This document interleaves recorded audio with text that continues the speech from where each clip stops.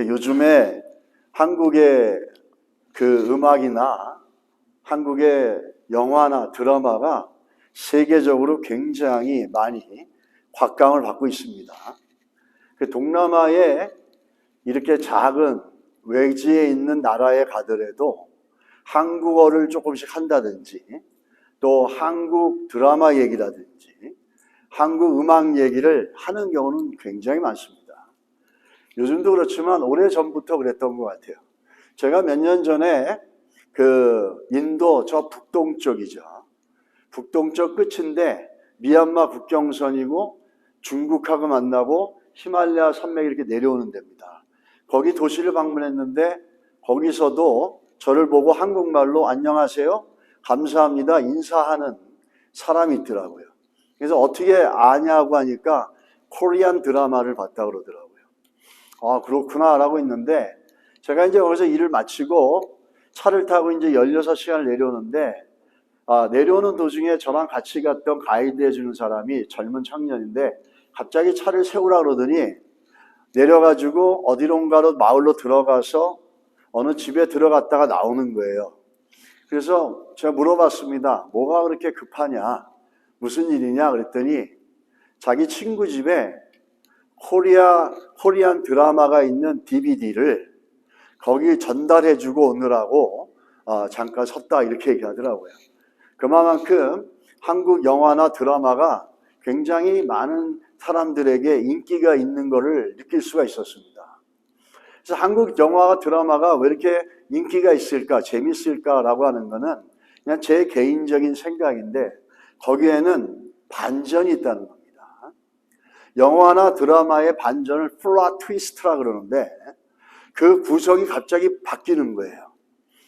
이 반전이 있으면은 있을수록 그 영화가 재미가 있고 드라마가 이제 재미가 있다라는 거죠. 그 영화 중에서도 이 극적인 반전을 이루기 위해서 모든 드라마가 그쪽으로 초점을 맞춰져 가는 경우가 있는 것 같습니다. 정말 죽은 사람 같았는데 드라마 후반에 다시 나타나고 이 사람은 정말 전쟁에서 패해야 되는 그룹인데 오히려 이겨버리는 그런 반전들이 우리들의 관심을 끄는 것들을 볼 수가 있습니다. 그 영화 속의 작고 큰 반전은 우리의 흥미를 돋궈주고 우리가 그것을 보는 기쁨들을 재미를 더해주는 것들을 볼 수 있습니다. 만약에 반전이 없다면은 굉장히 지루할 것이고 그 반전을 이미 알고 있다면은 상당히 드라마를 보거나 영화를 보는 게 재미가 없을 겁니다. 그런데 생각지 않은 일들이 터지면서 일어나면서 그 영화나 드라마의 재미가 깊어지는 걸 볼 수 있습니다. 우리는 영화나 드라마만 그런 반전이 있는 게 아니라 성경 속에도 참 많은 반전이 기록되어 있습니다. 이 성경에서 보게 되면 가장 큰 반전은 뭔지 아십니까? 가장 큰 반전은 예수 그리스도의 십자가입니다. 예수 그리스도가 실패한 지도자로서 십자가에 달려서 저주를 받고 죽은 줄 알고 패배한 줄 알았는데 그 죽음을 통해서 사망의 권세를 깨시고 부활하심으로 인해 가지고 이 모든 어둠의 세력들과 죄악의 세력들과 이 모든 어둠의 세력들을 향해서 승리를 오히려 드러내는 놀라운 반전이 이 십자가에 있다는 겁니다. 그래서 성경을 보게 되면 이 십자가의 반전과 같은 원리가 성경의 구석구석에 있습니다. 대표적으로 요셉을 보십시오. 억울하게 팔려가가지고 노예가 되고 하인이 되어져서 굴복되고 굴종되며 살다가 어느 순간 아니면 드라마틱하게 도저히 상상할 수 없는 노예가 그 총리 대신이 되는 국무총리까지 올라가는 엄청난 변화가 일어나지 않습니까? 십자가의 반전을 드러내주고 십자가의 반전의 플롯을 가지고 구성한 드라마입니다. 또 우리가 많은 부분에서 보는 것처럼 기드온의 300용사를 보십시오.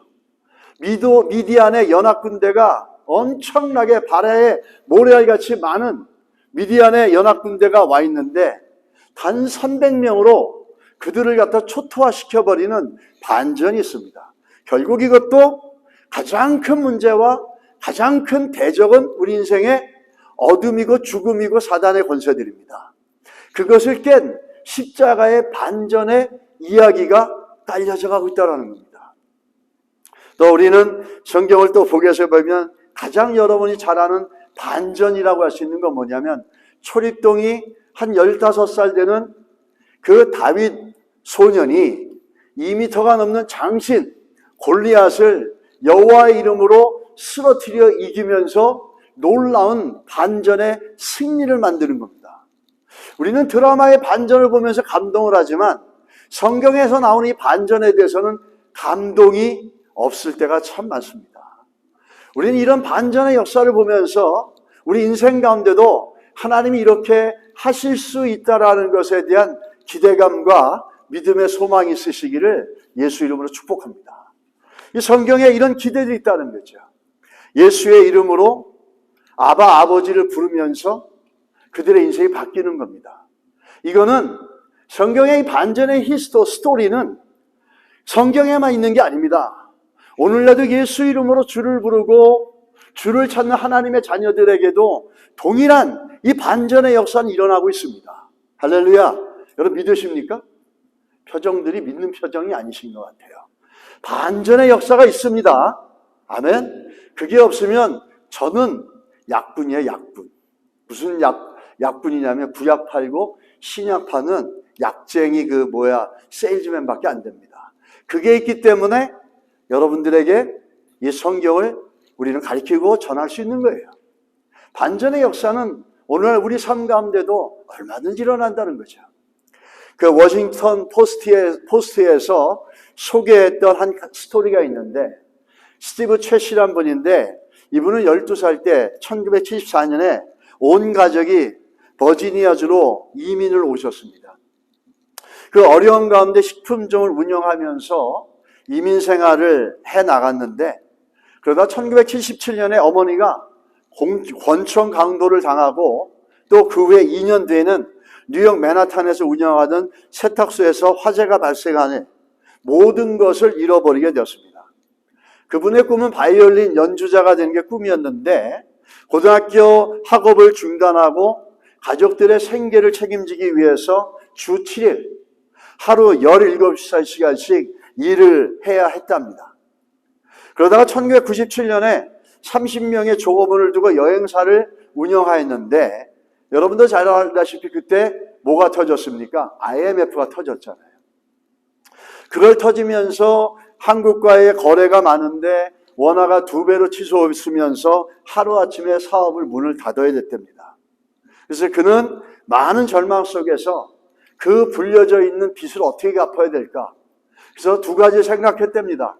자살을 해야 될까? Shall I commit suicide?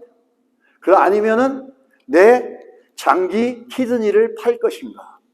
이런 고민을 하다가 우연하게 스리랑카로 선교 여행을 떠나게 됩니다.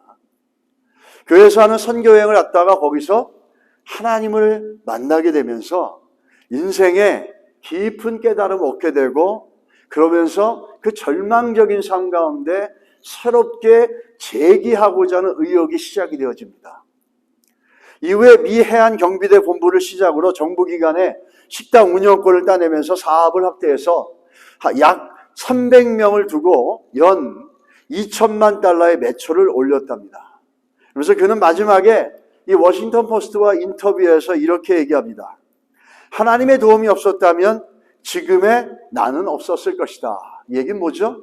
자기는 실패할 수밖에 없었지만 자기의 삶은 이렇게 수많은 고비고비에서 무너질 수밖에 없었는데, 지금 이렇게 된 건 누구 때문이라는 거죠? 하나님 때문에 반전이 있었다는 거예요. 우리가 예수를 믿는다는 것은 어떻게 보면 우리 인생에 반전을 꿈꾸고 있다라고 해도 과언이 아닐 겁니다. 또 하나님은 그런 이스라엘 백성들에게 부족하고 연약한 이스라엘 백성들을 승리하게 함으로 하나님의 존재를 드러내시고 그들에게 반전의 승리의 복을 내려주셨습니다. 오늘 그 이스라엘을 보게 되면 우리가 지난주에도 봤지만 사무엘 4장부터 흘러나오는 게 뭐죠? 그 이스라엘이 전쟁을 할 때마다 전패를 당했습니다. 이스라엘이 사무엘상에서 7장까지 오면서 이스라엘은 전쟁을 할 때마다 블레셋에게 완전히 빼앗기고 하나님의 법궤를 빼앗기면서 철저히 패했죠. 그런데 오늘 사무엘상 7장에 오면서 새로운 변화가 시작이 되는 거예요. 새로운 변화의 시작 중에 가장 큰 건 뭐냐면 그들의 마음이 바뀌어가고 있다는 겁니다. 두 번째는 사무엘이라고 하는 새로운 영적 리더십이 시작되고 있다는 겁니다. 그리고 반전이 일어나는데 어떤 반전이 일어나냐면 매일 주워 맞고 두들겨 맞고 매일 터지고 깨지고 매일 실패했던 사람들이 자기를 그렇게 두들겨 패고 실패하게 만들었던 그 대적들을 쫓아가서 이잡듯 잡아내는 겁니다. 이게 반전의 승리의 결과라는 거죠. 그 반전의 승리를 보게 되면 어떠한 결과들이 있습니까?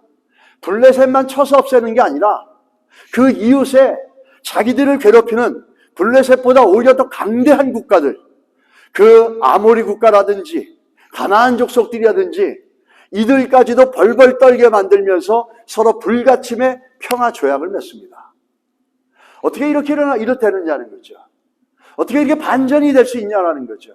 맨날 두들겨 맞고 쫓겨가고 빼앗기고 도둑질당하고 약탈당했던 이들이 오히려 그들을 쫓아가서 이잡도 훑어버리면서 그들보다 더 강대한 나라들하고 오히려 서로 불가침 조약을 맺으면서 평화 협정을 맺습니다.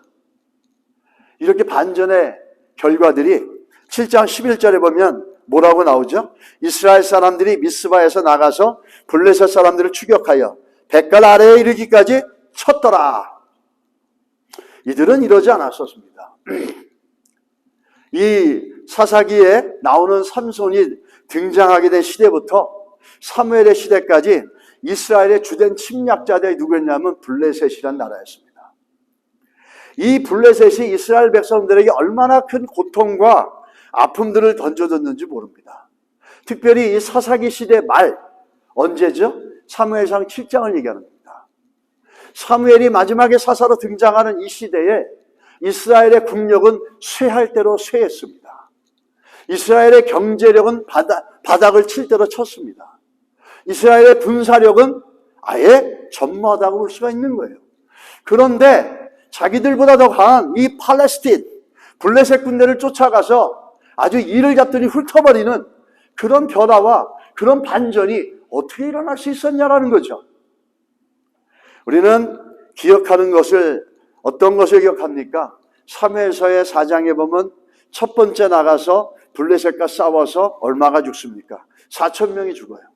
하나님의 궤를 가져와라 그러면서 하나님의 궤를 마치 식당에 주전자 취급하듯이 물 가져와라 이런 것처럼 함부로 대하는 이 이스라엘 백성들.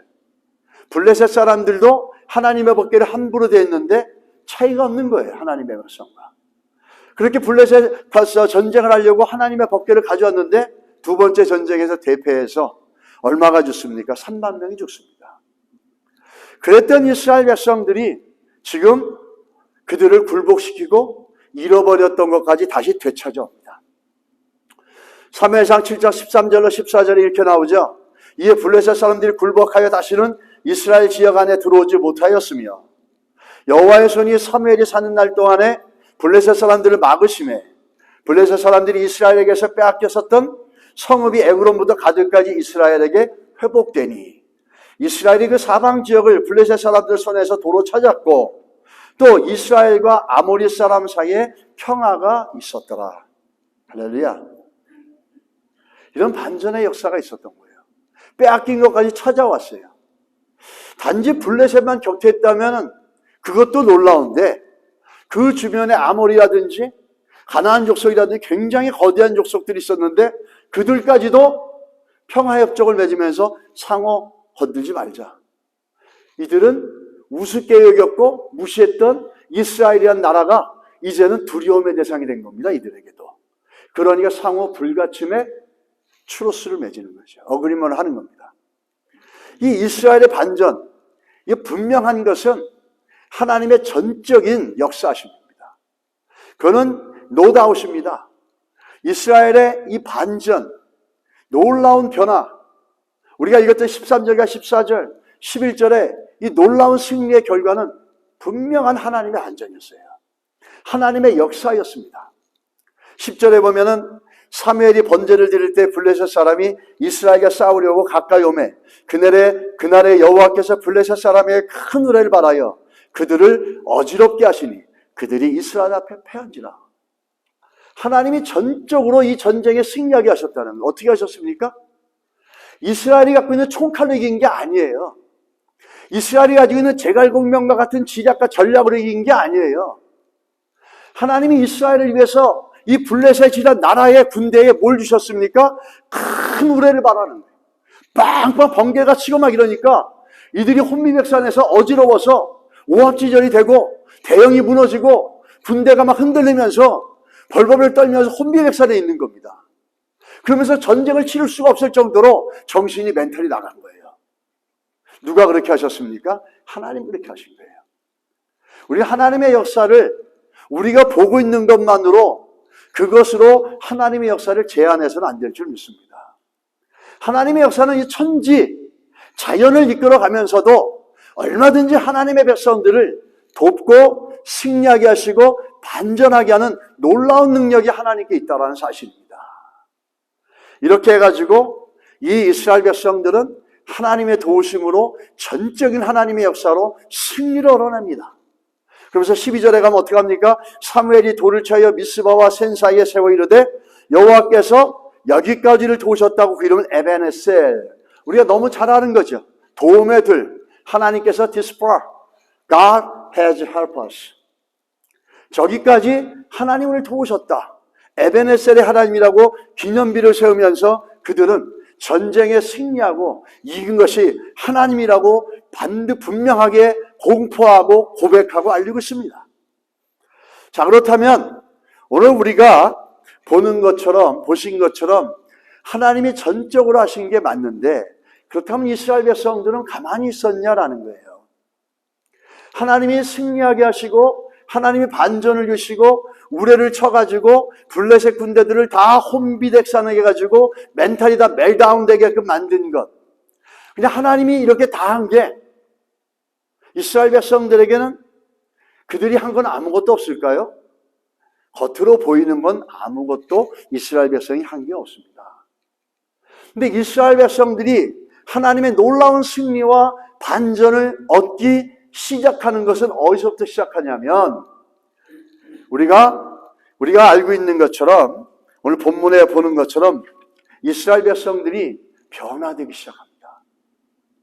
하나님의 반전의 시작은 어디서부터 시작하냐면 이스라엘이 하나님을 가지고 있는 애티튜드와 하나님을 가지고 있는 마음에 하나님을 향하고 있는 신앙의 내용들이 변화되기 시작하면서 하나님의 반전도 준비되어져 가는 겁니다. 우리는 오늘 그 본문을 보게 되면서 재밌는 건 뭐냐면 이스라엘이 전쟁에 이기려고 뭘 다른 걸 준비한 게 아니었어요. 전쟁에 이기려고 총과 활을 준비한 것도 아니었고 전쟁을 잘하는 용병들, 머시너리를 돈을 주고 사들인 것도 아니었어요. 그리고 전쟁에 이기려고 핵을 개발한 것도 아니었어요. 전쟁에 이기려고 그 어떤 것들로 한 게 아니고 그들이 전쟁에 이기려고 정확히 말하면 하나님이 역사하셔서 그들에게 반전을 하기 위해서 그들이 한 거는 그런 것이 아니었다라는 거예요. 총과 칼과 탱크와 핵무기를 만든 게 아니었다라는 거예요. 그들이 한 건 뭔지 아십니까? 그들이 하나님을 향한 마음의 변화입니다. 그것이 시작되는 거예요. 우리가 7장 2절에 보면 뭐라고 나옵니까? 하나님의 궤가 기럇 여아림에 들어간 날부터 20년 동안 오래 있는지라 이스라엘 온 족속이 여호와를 사모하니라. 하나님의 법궤가 이스라엘 진영으로 들어오면서 20년이 지났는데 어떤 변화가 시작됐습니까? 총과 칼을 만들어냈습니까? 전략과 전술을 만들어냈습니까? 핵무기를 갖다 개발했습니까? 총칼을 살려고 돈을 너무 많이 만들어냈습니까? 전쟁에 승리하려고 그렇게 한 게 아니었어요. 뭘 제일 먼저 그들이 했냐면 여호와를 사모하니라. 이들이 어떤 사람들이었습니까? 하나님의 법궤를 부적처럼 저거 내가 있으면 우리가 이기고 하나님의 법궤가 없으면 우리가 진다라고 하나님의 법궤를 그렇게 부적처럼 여겼던 사람이었어요. 하나님의 법궤를 가져와라 그럴 때 그 가져와라는 얘기가 아주 무례하고 아주 함부로 대하는 겁니다. 부엌에 야 컵잔 하나 가져와봐. 저기 가서 숟갈 하나 가져와봐. 이런 식으로 그렇게 하자는 사물을 대하듯이 하나님의 말씀과 하나님의 법궤를 그렇게 대했던 사람들이에요. 그래서 그 결과 그들은 전쟁에 나가는 족족이 연전연패를 당했던 겁니다. 총칼의 문제가 아니었다라는 거예요. 경제적인 문제가 아니었다라는 거예요. 뭐의 문제였습니까? 그들이 하나님을 향한 태도, 그들이 하나님을 향한 마음의 모습들, 이 문제가 그들의 인생의 전쟁의 승리와 패배를 결정시키는 관건이었다는 겁니다. 그러면서 여호와를 사모하기 시작합니다. 법궤가 들어오고 나서 20년이 지나면서 그들 안에 여호와를 사모하기 시작했어요. 사모한다는 말은 좋아한다, 사랑한다 이런 의미는 아닙니다. 이 사모한다는 의미는 어떤 의미냐면 오늘 그 이스라엘 백성들의 하나님을 향한 마음의 모습이 바뀌어간다는 건데, 이 사모한다는 말은 그냥 쉽게 말하면 크게 울다, 부르짖다라는 뜻입니다.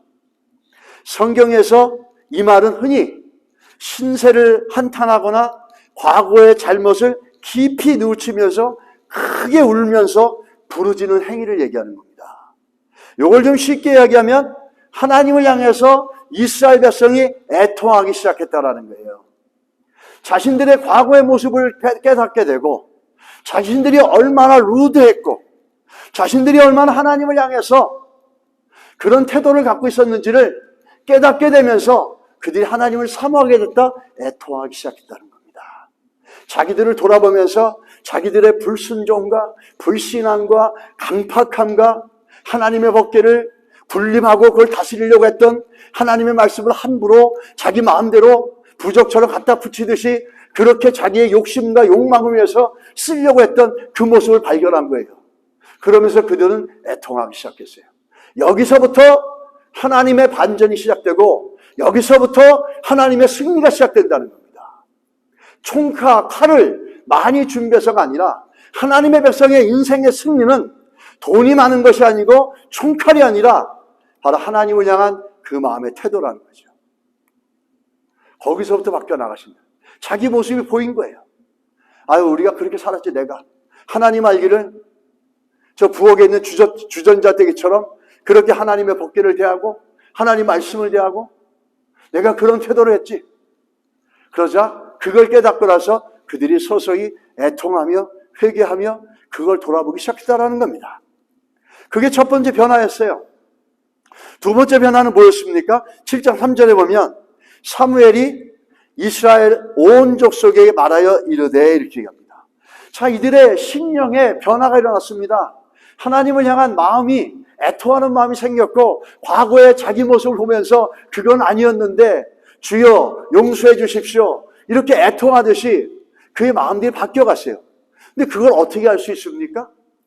그들의 마음이 정말 바뀐 걸 어떻게 할 수 있습니까? 그들의 마음이 하나님을 향해서 애통하며 과거의 잘못을 돌이키면서 이제는 하나님을 향해서 새로운 마음으로 하나님의 법궤와 말씀을 향해서 새로운 믿음의 모습으로 바뀌었습니다 라고 하는 걸 어떻게 할 수 있습니까? 그게 7장 3절에 나오죠. 그들이 귀를 기울입니다. 뭐에 귀를 기울입니까? 사무엘이 이스라엘 온 족속에게 말하여 이르되. 그들이 귓등으로도 안 들었던 얘기인데 눈에 보이는 법궤를 보면서도 하나님을 향한 경외하는 마음이 없었던 사람들이에요. 그런데 그들의 심령이 바뀌었던 걸 어떻게 할 수 있냐면 하나님이 세운 영적 지도자인 사무엘을 통해서 들려지는 믿음의 가르침과 그를 통해서 선포되어지는 말씀에 귀를 기울이기 시작했다는 겁니다. 그게 그들의 심령이 바뀌고 변화되어진 모습이라는 거죠.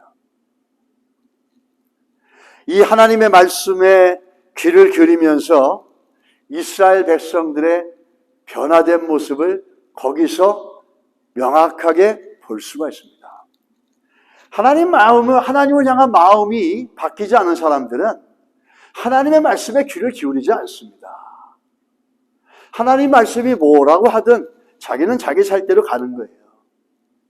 하나님 말씀을 하나님 말씀으로 들어가는 것은 신앙생활의 가장 중요한 거고, 그게 내가 하나님의 자녀라는 영적인 아이덴티티가 거기서 나오는 겁니다. 오늘 요한복음 10장 26절에서 27절에 보면은 목자와 양의 관계가 나옵니다. 목자와 양의 관계가 나오는데, 오늘 보시면은 너희가 내 양이 아니므로 믿지 아니한도다. 내 양은 내 음성을 들으며 나는 그들을 알며 그들은 나를 따르느니라 했습니다. 굉장히 중요한 얘기예요. 여기는 이스라엘의 문화를 이용해서 예수님이 말씀하시는 거예요. 양은 누구라고요? 목자의 음성을 알아듣는 겁니다. 하나님의 백성은 누구라고요? 하나님의 말씀에 귀를 기울이는 사람들이에요. 하나님의 말씀에 귀를 기울인다는 건 뭐면 그 심령이 바뀌었다는 거죠.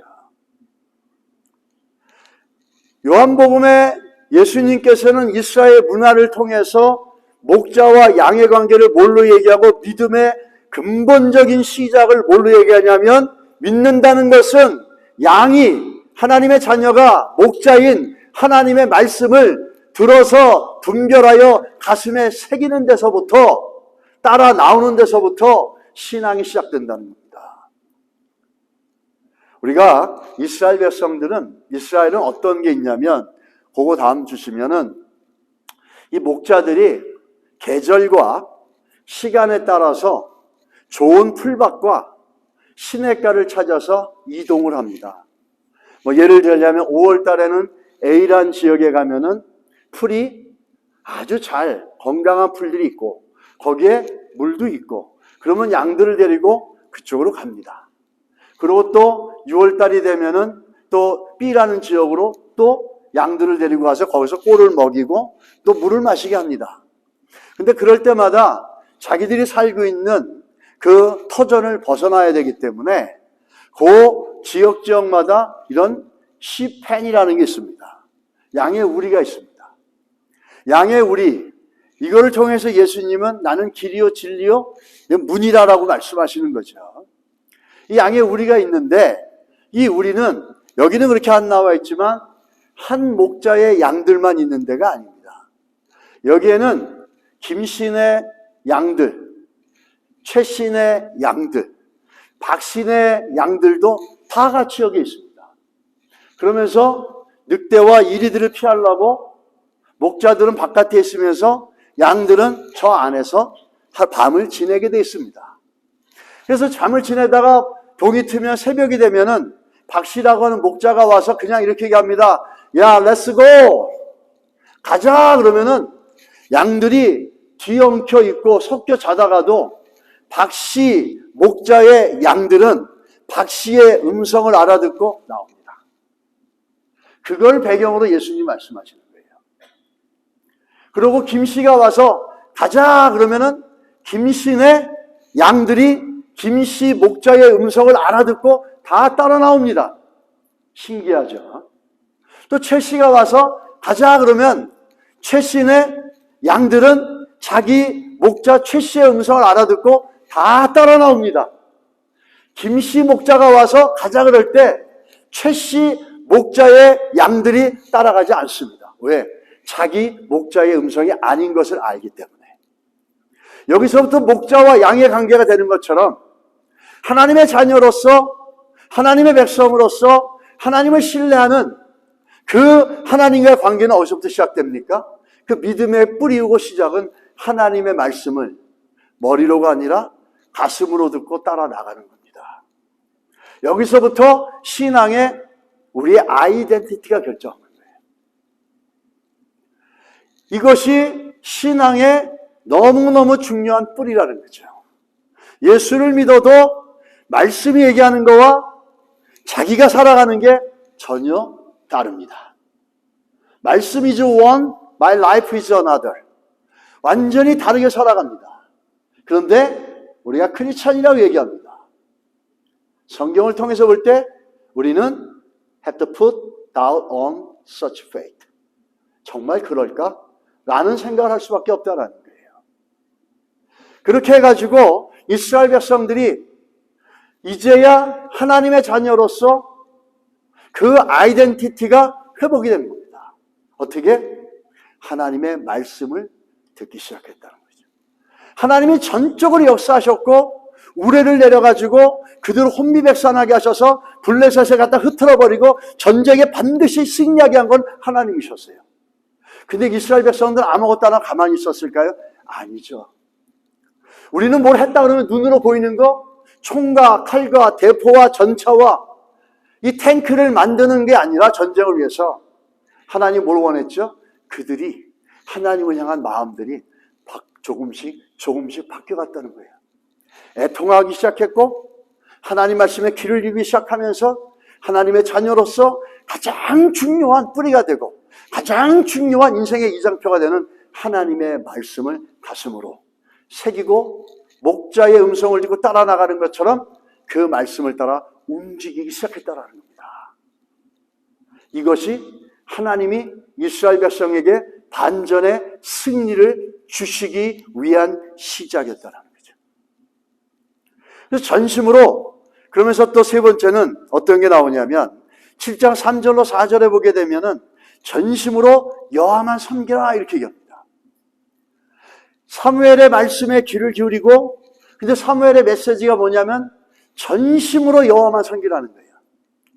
영어에 보면 all your heart, whole heart입니다.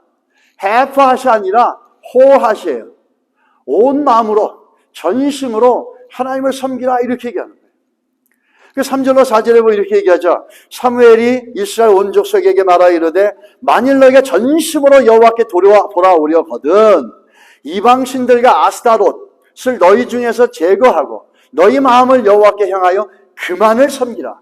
그리하면 너희를 블레셋 사람의 손에서 건져내시리라 이렇게 얘기합니다. 사무엘이 뭘 얘기했냐면 너희들이 하나님만 전심으로 섬기라는 거예요. 이 하나님만 전심으로 섬기라는 것.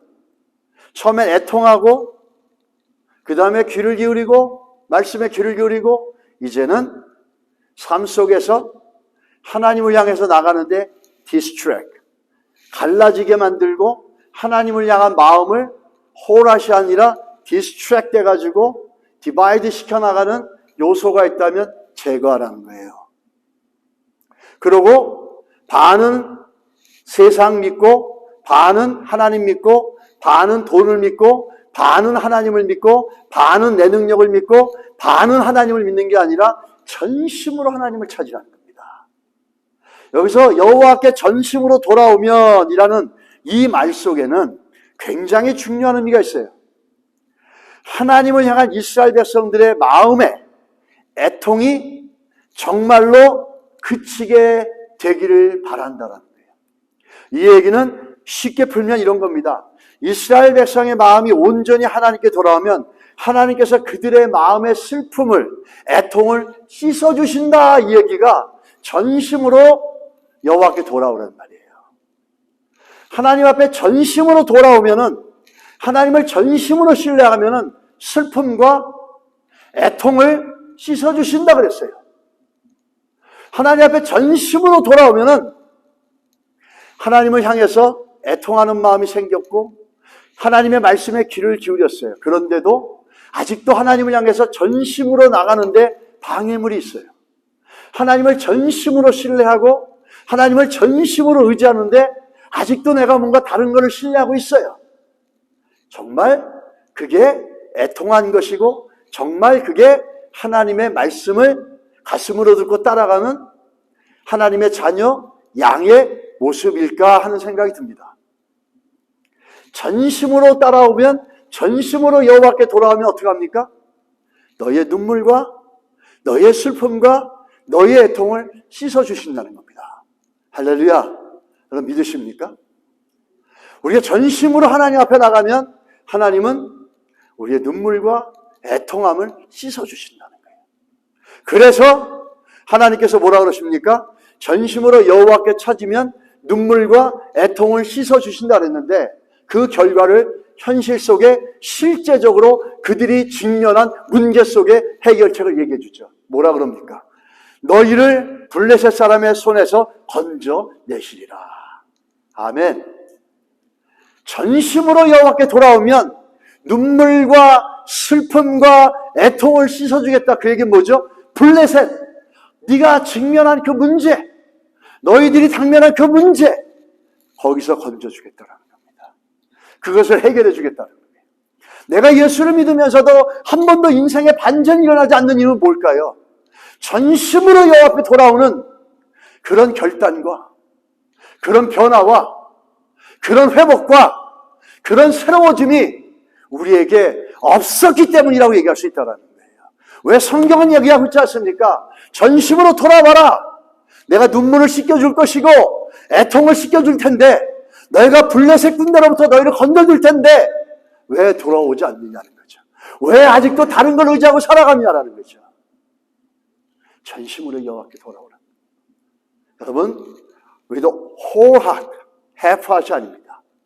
그렇게 여호와를 보시기를 주의 이름으로 축원합니다. 할렐루야. 그 은혜가 있으시 축복합니다. 그러면서 이스라엘 백성들은 이제 여호와를 전심으로 쫓기로 결정하고 나서 사무엘상 7장 5절로 6절에 미스바에 모여서 회개를 합니다. 어떻게 보면 회개를 갖다가 공포하지만은 그들의 하나님을 향한 결단을 보여주고 있어요. 이 중에서 보게 되면 사무엘이 이르되 온 이스라엘은 미스바로 모이라. 내가 너희를 위하여 여호와께 기도하리라 하매 그들이 미스바에 모여 물을 길어 여호와 앞에 붓고 그날 종일 금식하고 거기에서 이르되 우리가 여호와께 범죄하였나이다 하니라. 사무엘이 미스바에서 이스라엘 자손을 다스리니라.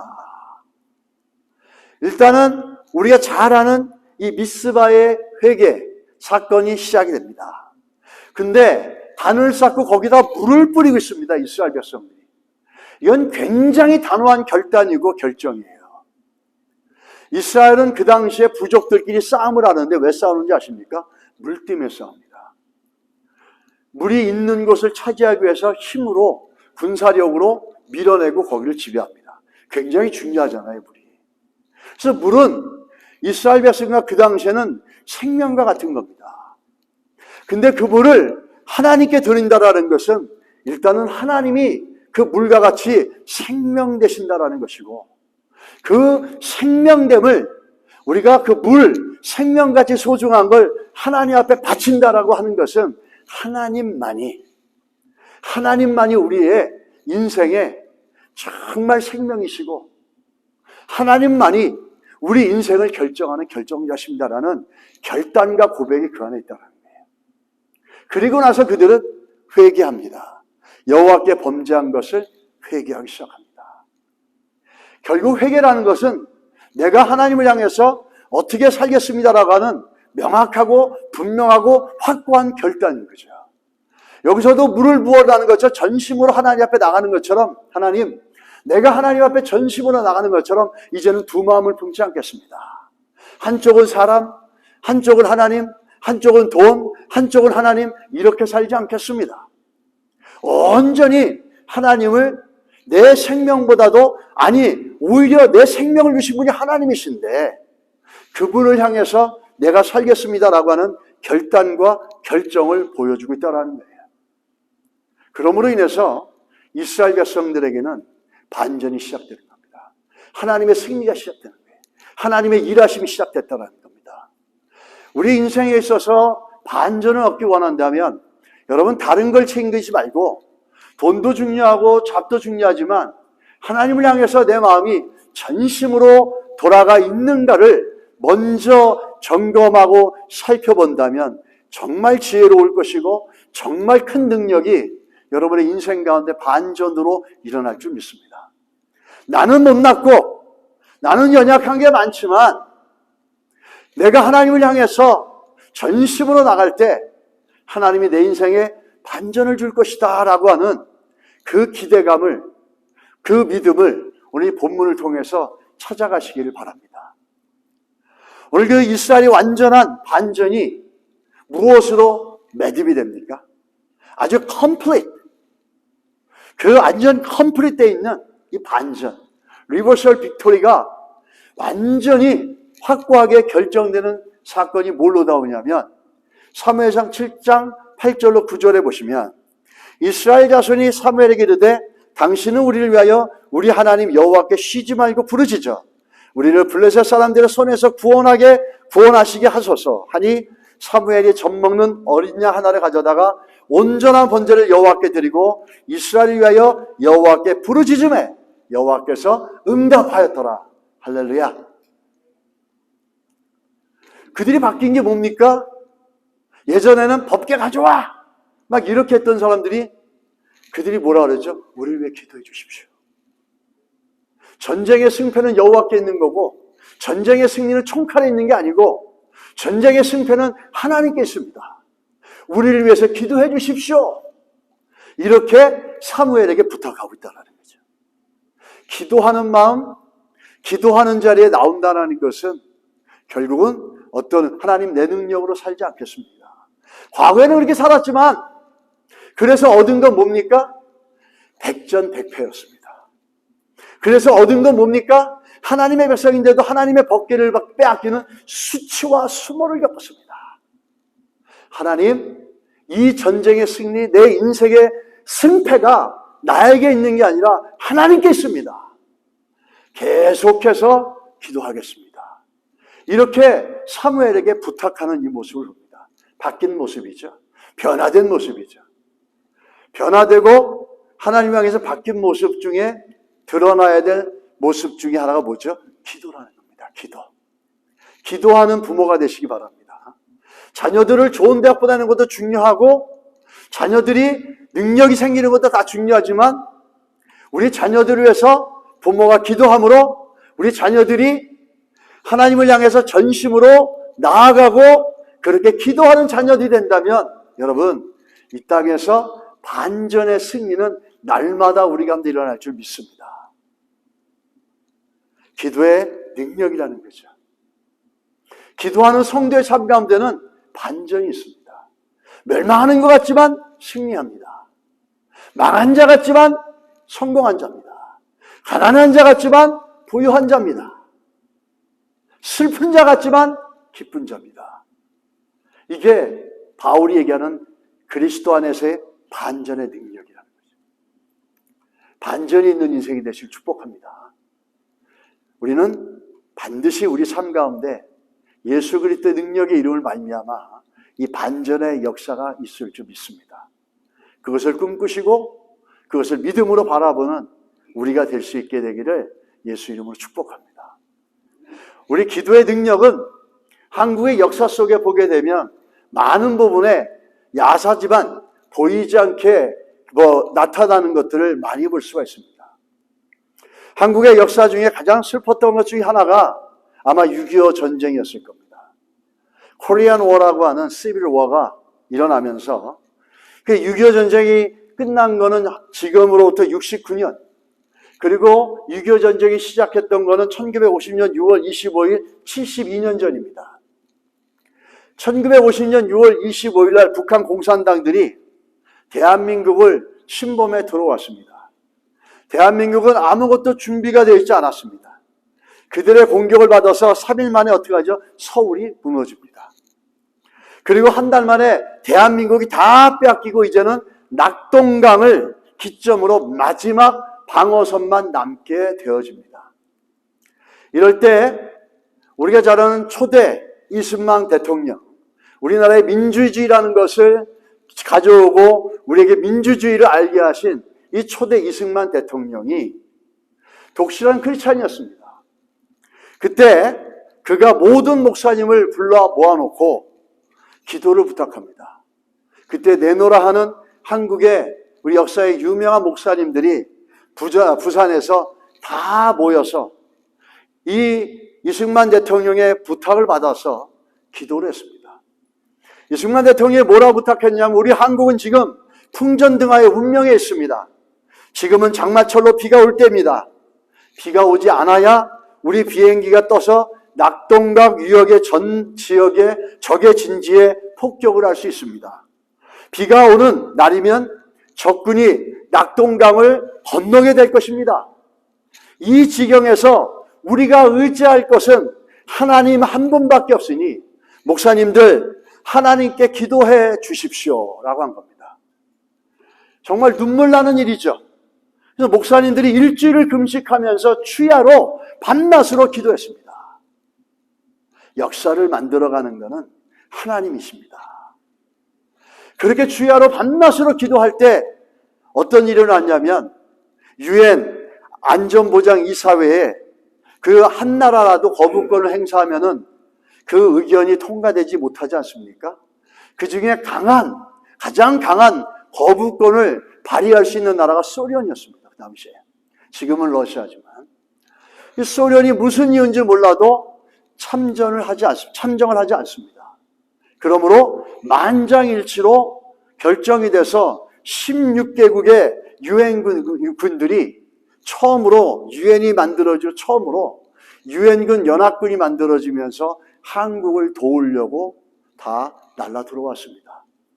이름도 모르고 땅도 모르는 그 나라에 와서 많은 이들이 피를 흘리며 죽어갔습니다. 그와 함께 어떤 일이 있었냐면 장마철이었습니다. 그 당시가. 비가 너무너무 많이 왔는데 그럼에도 불구하고 날씨가 맑아서 20일 동안 날씨가 너무 맑아서 적진을 뚜렷하게 보고 B-29가 융단 폭격을 가함으로 인해서 이 북한군들과 소련군들이 엄청난 타격을 받고 흔들리고 있을 때 인천 상륙작전이 시행이 되고 성공합니다. 그러므로 한국의 그 6.25 전쟁이 서서히 판도가 바뀌게 된 거죠. 무엇 때문에 그렇습니까? 전심으로 주를 찾아 기도하는 이들을 통해서 이루어진 거죠. 그때 6.25 전쟁 때 이승만 대통령 부인이셨던 프란체스카 여사가 그 분이 자신이 쓴 일기책에 이렇게 기록이 되어 있습니다. 밤마다 기도하는 이승만 대통령을 보면서 그 프란체스카 그 퍼스트 레디가 어떻게 썼냐면 자기 남편이 이렇게 기도한답니다. 한밤중에 침대에 엎드려 하나님 이 미련한 늙은이에게 보다 큰 능력을 허락하시어 고통받는 내 민족을 올바로 이끌 수 있는 힘을 주소서 하고 기도하는 대통령의 모습을 보면 자신도 모르게 눈물이 줄줄줄 흘러내린다는 겁니다. 고난의 역사를 지고 가야 하는 민족의 지도자의 그 무거운 어깨를 누가 100분의 1이라도 이해할 수 있을 것인가. 그래서 그는 하나님 우리를 불쌍히 여기사 큰 힘을 내려주옵소서라고 이 이승만 대통령은 밤마다 기도했다라는 겁니다. 그 기도의 능력, 하나님을 전심으로 찾고 우리가 기도하는 능력은 우리의 인생과 우리의 역사를 바꿀 수 있습니다. 잃어버렸던 하나님을 향한 마음들이 전심으로 회복되시기를 주의 이름으로 축복합니다. 갈라졌던 마음들이 하나님을 향해서 온전하게 드려질 수 있게 되기를 축복합니다.